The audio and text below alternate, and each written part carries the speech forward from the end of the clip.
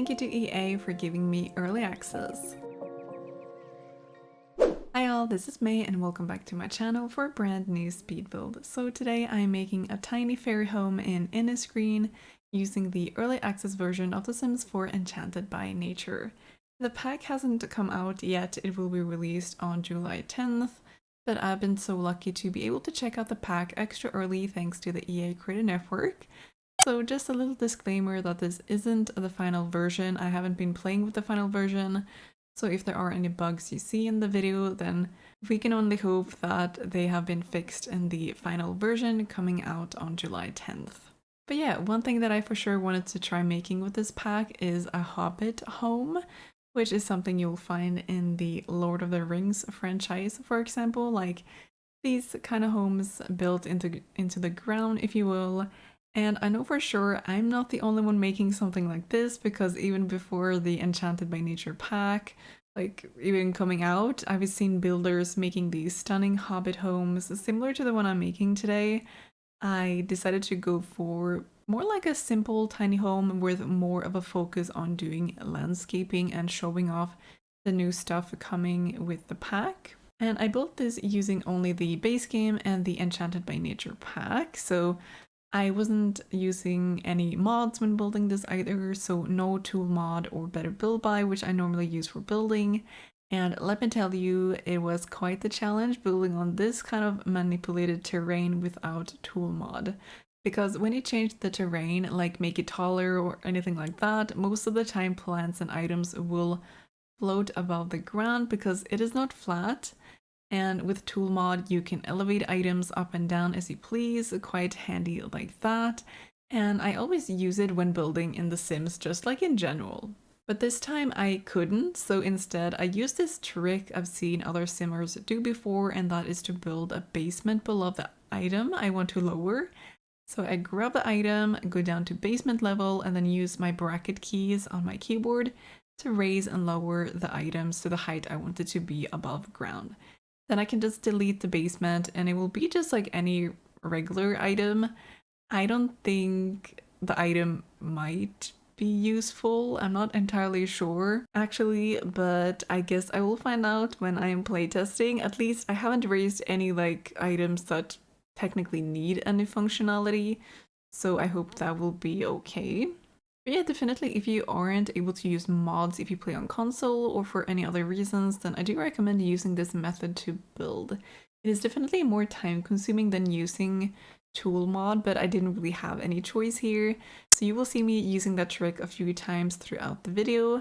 I don't think I included the footage of me doing it for every single item that I used it for, because like I said, it took me some time and I'm just happy to have a video that's shorter than 20 minutes ready for you today. As for the actual shell of the house, I have used regular rooms, and then to get that sloped roof, I've mixed and matched several roof pieces and customized the shape of them. So if you didn't know, there is this trick for roofs. It is to hold, I think it's either Shift and C or Control and C. But if you have selected a roof piece and you hold either one of those key combinations, I'm not entirely sure which one at the top of my head, but you will get more manipulation points and you can create more of these kind of like whimsical roofs, I guess you can call them. At least they are perfect for a fantasy or occult build like the one I'm doing today. I don't usually do builds like this one, to be honest. I feel like I am more of a realistic gameplay kind of person as well. I never really play with occults in The Sims, and I don't think I've ever played with a werewolf or a spellcaster, for example, even if I do own those pack. But I did try out vampires and mermaids when they were new, and mentioning mermaids, I always wish they were given a skill tree like you have with almost all the other occults in The Sims 4 now, I do believe. So I feel like that was such a missed opportunity, and I do hope they go back to revisit mermaids in the future because it was a bit disappointing. I remember that when I played with them, yeah, I guess I wasn't that excited for the Enchanted by Nature pack when I first heard of it, like when it was announced, because thematically it doesn't really appeal to me as a builder or as a game player. Again, I much prefer to play more realistically, and I love doing family gameplay, for example. And same goes for the building aspect of it, because a lot of the items are quite niche, like the ones coming with this pack, meaning they're not very versatile, and I can't see myself using a lot of the items, like across different architecture styles or interior styles. But if you are a gameplay person, you like to do occult gameplay, then I would definitely say that this is something you could enjoy. So even if this pack isn't for me, I know for sure that someone else out there will enjoy it, because I know that fairies have been like a thing a lot of people have requested in the community, and I'm just happy that someone out there are going to enjoy this pack. But yeah, I can't remember the last time I ever made an occult or kind of like whimsical fantasy build, if I've ever done one at all, to be honest. I have actually made a few vampire builds in Forgotten Hollow, but nothing much other than that, if I can recall correctly. However, I do have to get on with that eventually, seeing as I'm currently working on a save file project in The Sims 4. So for those of you who are new here today, and this is the first video of mine you're watching, I have been renovating Willow Creek, Oasis Springs, and Newcrest for the past year and a half, and I'm so close to finishing it now. There are no empty lots left, so just working on finishing up the remaining lots and doing the rest of the Sims outfits and the gameplay details, and hopefully it should be good to go pretty soon. But yeah, I've been documenting this progress on my YouTube channel, posting speed builds of pretty much all the builds I've done so far, and if there is a household like living in the house, then I'm like talking about their storyline and talking about the Sims who will be living there. And for the save file, I would have to work on the occult worlds eventually as well, and I hope that will be a good opportunity for me to step outside of my comfort zone and do some build styles I haven't done before. For the next version though, I will be doing Windenburg and Brindleton Bay, because those were the most voted for worlds in a community voting I hosted some months back here on the community tab on YouTube. So if that's of any interest, then I have like a lot of different speed builds of my save file up on my channel. The world coming with the Enchanted by Nature pack is called Innisgreen though, as I briefly mentioned early on in the video.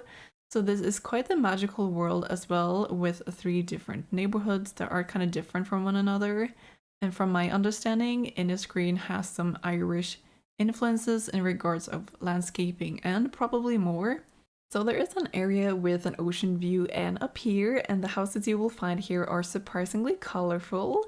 It does remind me a bit of Brindleton Bay actually. Meanwhile, one of the other worlds or neighborhoods, they give me more like cottage living, Henford and Bagley vibes. And the neighborhood I'm currently building in today is called Gimmley Gardensbrook, and it's one of the lots that is occupied. Like there's already a household living here. And this area, this is the one that reminds me of Henford and Bagley, but with like a mix of Windenburg as well, I would say. And that also reminds me, I won't be able to upload this to the gallery straight away, but I will do it once the Enchanted by Nature pack releases on July 10th, and the same goes for the tray files, since I won't be able to share those yet either. And yeah, there are in total 14 lots in Innisgreen. I can't really say the world is one of my favorites. Again, maybe it just isn't my type of vibe.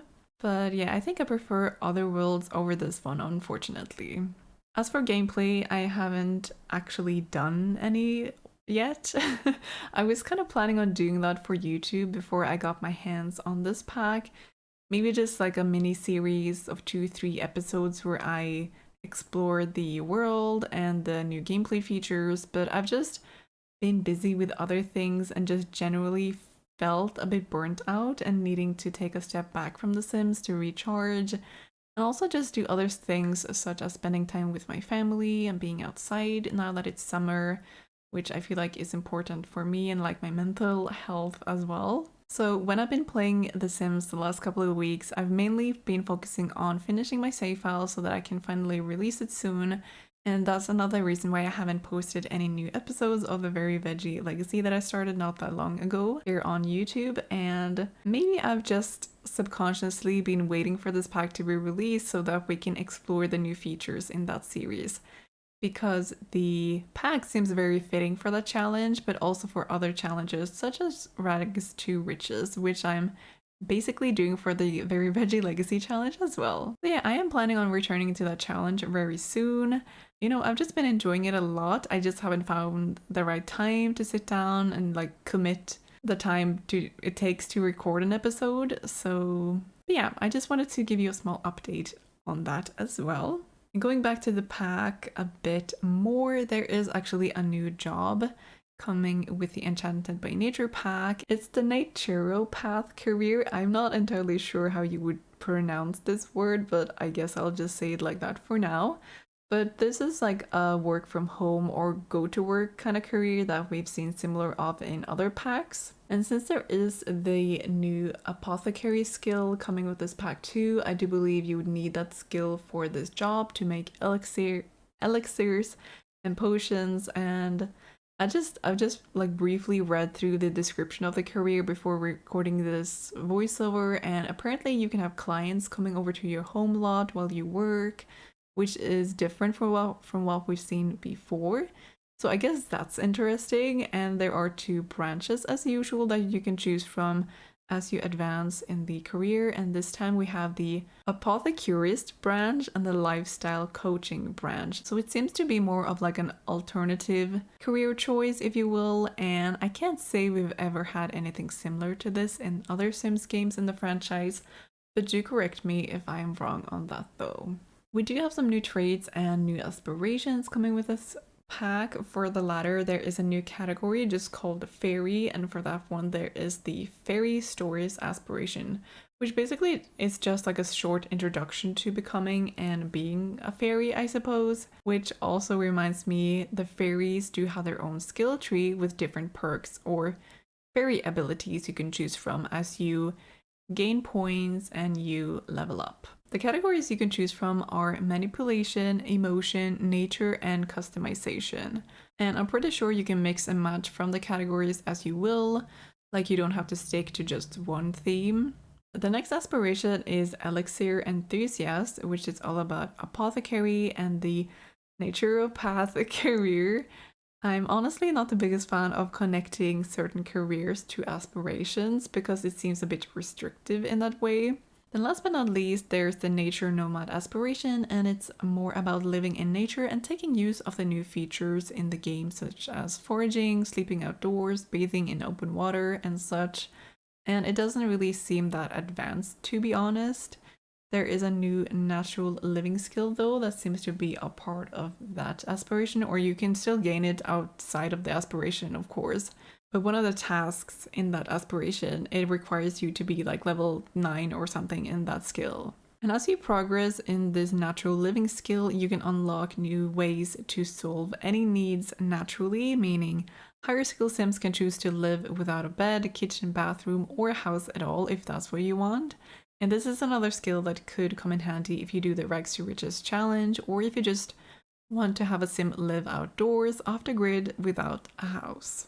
As for the traits, we've got 3 new ones, which are mystical, disruptive, and plant lover. Some other things I just quickly noticed while checking in with a household in the game is that there are 2 new things in the Simology panel, and they are balance and imbalance along with a luck meter.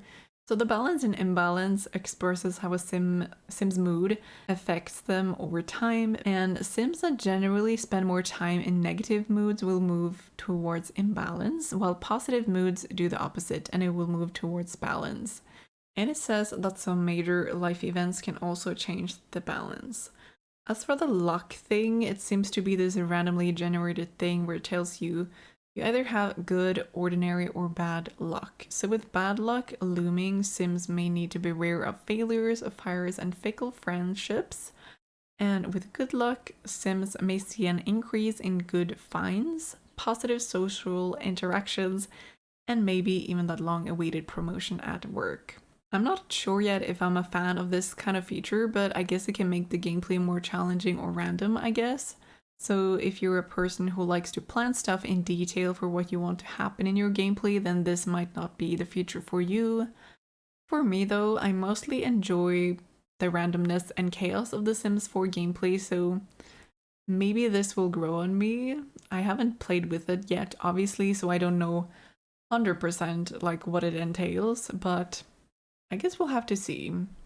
And yeah, the build I'm doing is coming together. I really wanted the inside to be, well, kind of compact, obviously, because it is a tiny home, but I managed to fit in everything that I wanted. So we do have a bathroom and a kitchen that also functions as a living room and bedroom at the same time. So that's how little space there is in here, but also I wanted to include that beautiful new double bed with the canopy. The new ceiling light is super cute as well, even with the hot pink mushrooms.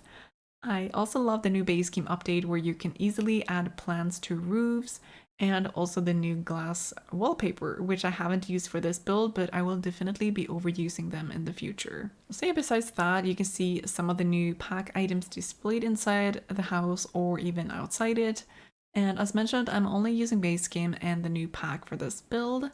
And this is actually the only build I've done so far with this pack. Usually I would have tried to make at least another house, but I feel like this style is a bit tricky for me. I had a hard time getting inspired, I would say, but hopefully I'll be able to make something else with it at a later point. But I'll of course check out the pack over on my Twitch streams as well, like I usually do when there are new stuff or like new packs coming out. So I do stream over on Twitch a couple of days a week. My username there is also honeymaysims, so if you are on Twitch or you want to join, you can maybe leave a follow and stop by when I go live. But yeah, as usual, when there are new packs, I go through all of the new build and buy items, cast items, and we check out the gameplay as well. So I'll probably get my first impression of the gameplay then. And I will also be hosting a giveaway for the new pack over on Twitch as well. So either Saturday or Sunday, I think I will host a giveaway if that is of any interest. But do let me know what you think of the pack so far down in the comments. Other than that, I'm just finishing up the build here and we'll soon head into the screenshots. So that's basically it for this video. I hope you enjoyed it. If you did, make sure to leave a like, comment, and subscribe for more content in the future. If you want to be notified of when I upload a video next, make sure to click the bell icon too. This build, it will be up on my gallery as soon as I'm able to post it. But my ID is honeymaysims, or you can also find me with the hashtag honeymaysims as well. A big shout out to my Patreon supporters and my YouTube members. I appreciate you so much. So thank you all so much for hanging out with me today, and I can't wait to talk to you all in the next video. Until then, take care. Bye!